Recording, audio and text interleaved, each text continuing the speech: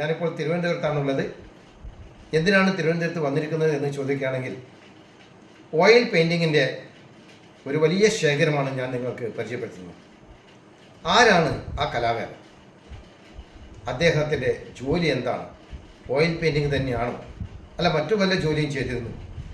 എൻ്റെ പിന്നാമ്പുറം നിങ്ങൾക്ക് ഒരുപാട് ചിത്രങ്ങൾ കാണാം. ഓയിൽ പെയിൻറ്റിങ്ങിൻ്റെ വളരെ മനോഹരമായ ചിത്രങ്ങൾ. ഞാൻ കൂടുതൽ ദീർഘിപ്പിക്കുന്നില്ല, നമുക്ക് നേരിട്ട് അദ്ദേഹത്തിലേക്ക് തന്നെ പോകാം.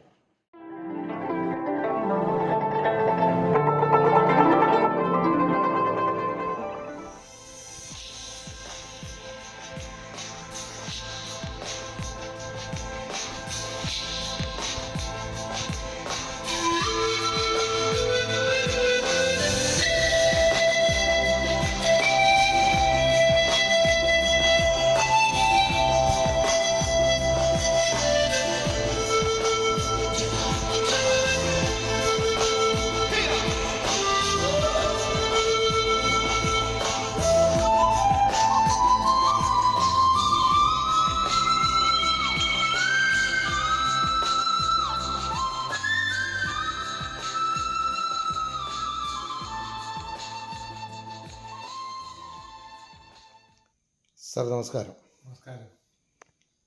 ഇവിടെ തിരുവനന്തപുരത്ത് വന്നപ്പോൾ സാറിനെ വീണ്ടും കാണാൻ കഴിഞ്ഞതിൽ വളരെ സന്തോഷം. സാറിനെ ഒന്ന് സ്വയം പരിചയപ്പെടുത്താമോ? എൻ്റെ പേര് സുന്ദരേശൻ. തൂലികാനാമത്തിൽ അറിയപ്പെടുന്നത് സുന്ദർ എന്നാണ്. അതിൻ്റെ വരച്ച ചിത്രങ്ങളിൽ ഒക്കെ അത് സൈഡിൽ കാണാൻ കഴിയും. സുന്ദർ, സ്ഥലം വെച്ചിട്ടില്ല, സുന്ദർ എന്ന് മാത്രം. ഞാൻ പോലീസ് ഡിപ്പാർട്ട്മെൻറ്റിൽ നിന്ന് പെൻഷനായ ആളാണ്. സബ് ഇൻസ്പെക്ടർ റാങ്കിൽ. തിരുവനന്തപുരത്തായിരുന്നു അവസാന കാലഘട്ടം, തിരുവനന്തപുരത്ത് സ്പെഷ്യൽ ബ്രാഞ്ച്. അപ്പോൾ എൻ്റെ ഔദ്യോഗിക ജീവിതത്തിന് മുമ്പ് തന്നെയാണ് ചിത്രരചന ഞാൻ തുടങ്ങിയത്. അത് സർവീസിനിടയ്ക്ക് വരുന്ന സമയങ്ങളിൽ ചിത്രങ്ങൾ വരയ്ക്കാറുണ്ട്. അതിൽ മാധ്യമം എന്ന് പറയുന്നത് ഓയിൽ പെയിൻറ്റ്, അതിലാണ് കൂടുതൽ ശ്രദ്ധ കൊടുത്തത്. കൂടാതെ പെൻസിൽ ഡ്രോയിങ്, പിന്നെ മറ്റ് വാട്ടർ കളർ, എല്ലാ മീഡിയത്തിലും ഞാൻ നോക്കിയിട്ടുണ്ട് ചിത്രങ്ങൾ. ഇപ്പോൾ പെൻഷനായതിനു ശേഷം കിട്ടുന്ന കൂടുതൽ സമയം ചിത്രരചനയ്ക്ക് വേണ്ടിയിട്ട് ആണ് ഉപയോഗിക്കുന്നത്.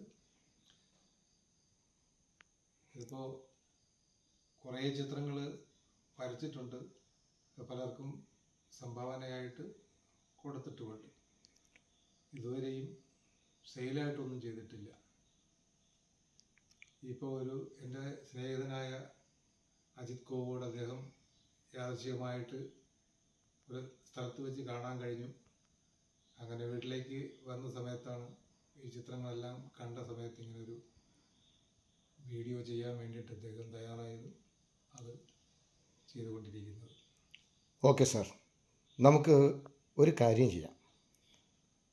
ഞാനിവിടെ നോക്കുമ്പോൾ ഒരുപാട് അർത്ഥതലങ്ങളാണ് ഓരോ ചിത്രത്തിലും കാണാൻ സാധിക്കുന്നത്. നമുക്ക് ഓരോരോ ചിത്രങ്ങളായി എടുത്ത് അതിനെ ഒന്ന് വിശകലനം ചെയ്ത് നോക്കാമെന്ന് തോന്നുന്നു. എന്തു പറയുന്നു? ഓക്കെ, നമുക്ക് ആദ്യ ചിത്രത്തിലേക്ക് പോകാം. അപ്പോൾ സാറേ, നമുക്ക് ഓരോരോ ചിത്രങ്ങളിലേക്ക് പോകാം. ആദ്യ ചിത്രം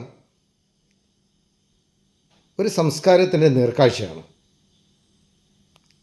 നമുക്ക് ആ ചിത്രത്തെ കൊണ്ട് തന്നെ തുടങ്ങിയാലോ, അല്ലേ സാറേ?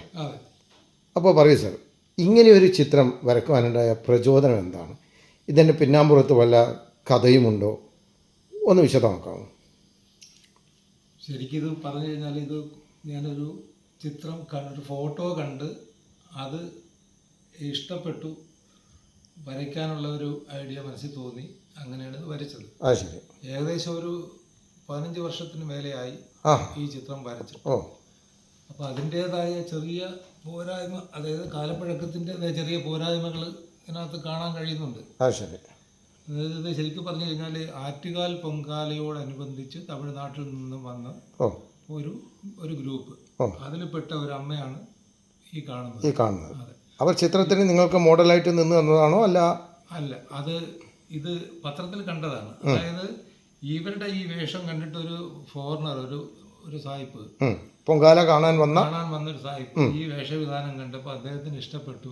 അങ്ങനെ പോസ് ചെയ്ത് ആ സായിപ്പ് ചിത്രം എടുക്കുന്നു.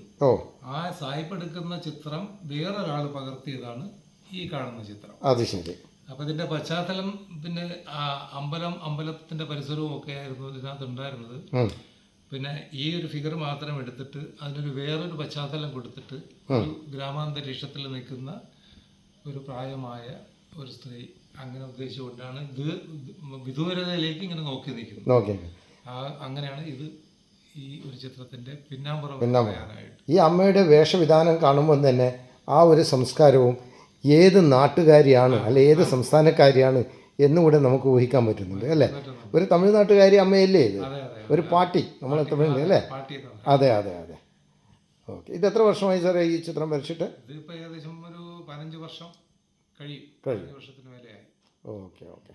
എന്തായാലും വളരെ സന്തോഷം സാർ. നമുക്ക് അടുത്ത ചിത്രത്തിലേക്ക് പോകാം.